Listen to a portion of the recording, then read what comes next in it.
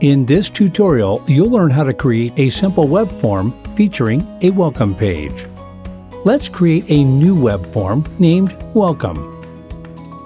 First, let's drag and drop two style boxes onto the canvas. Let's use the Flex properties to set up a horizontal display.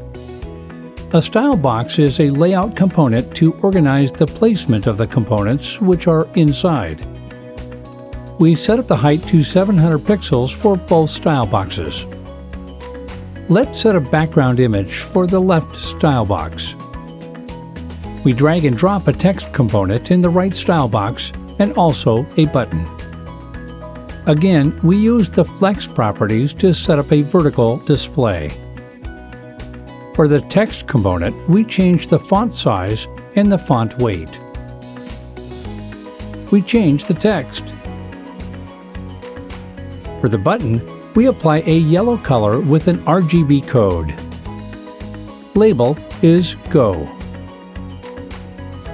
We change the font size and the font weight. We also change the height. We save this work and test it.